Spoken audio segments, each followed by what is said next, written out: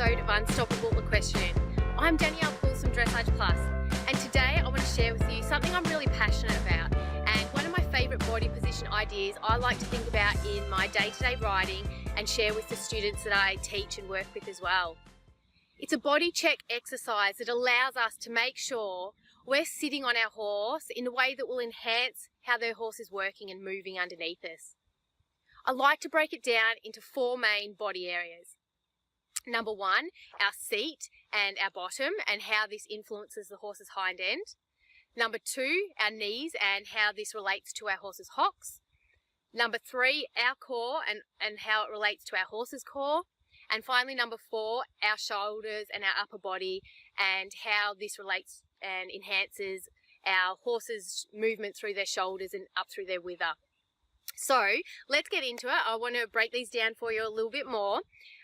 So I'm just going to move back here so you can see my body a bit better, and it'll get a little visual, and I hope you're okay with that. So when we think about number one, our seat, and when we think about how we want our horse to work, we want them to engage. We want them to step under and take a little bit more weight behind. So obviously we want to make sure we can allow them, or we encourage them to do this with the way we're using our seat. So we want to think, with our seat, can we tuck our bottom under more, help them get in front of our legs, help them sit and engage their hind as well, rather than riding around with a bit of a duck bum, so to speak. So tucking our body under. When we're moving on to number two, our knees. So with our knees, or when we think about how we want our horses' hocks to move, we want the horses to bend their hocks and be supple through their hocks and take a bit more weight down through their legs. So we need to, as riders, make sure that our knees are supple, that we're not bracing against the horse, that we've got a soft knee, a soft bend through our knee, and that we're moving with the horse rather than against the horse. Going on to the third body point, our core. We want our horses to be engaged. We want our horses to engage their core. So we've got to engage our own core and make sure we're using it to help get the horse up in front of us, or help steady the horse, or help whatever we need to do to get the horse where we want it. So for any riders that are into Pilates, obviously the techniques you use through Pilates, activating your core, big thing we want to bring into your riding. And fourth, our upper body. And when we think about how we want our horse to move, we want them to be light up in front. We want their wither to come up, their shoulders to come up, and the base of their neck to come up. So we've got to make sure that we're allowing or encouraging this to happen with the way we're sitting.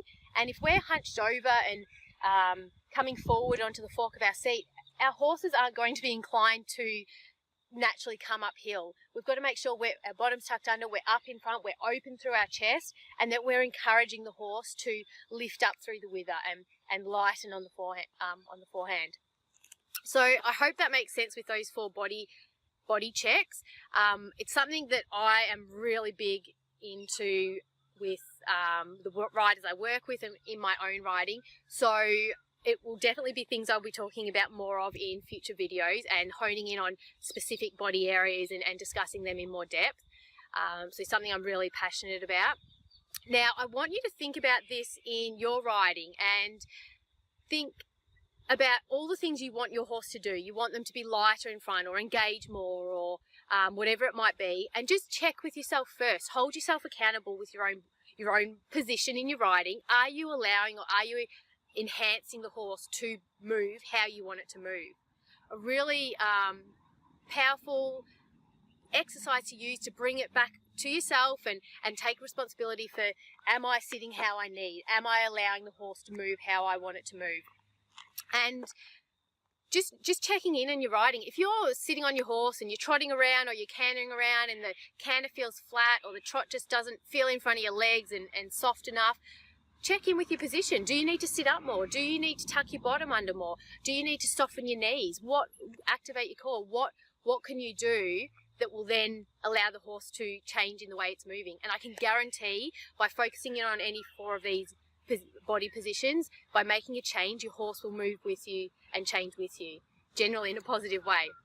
So your activity is to take this into your next ride and have a play. Just play with it. There's no right or wrong. It's just all about growing and learning and discovering how we're affecting our horse and what we can do to improve the way our horse is moving.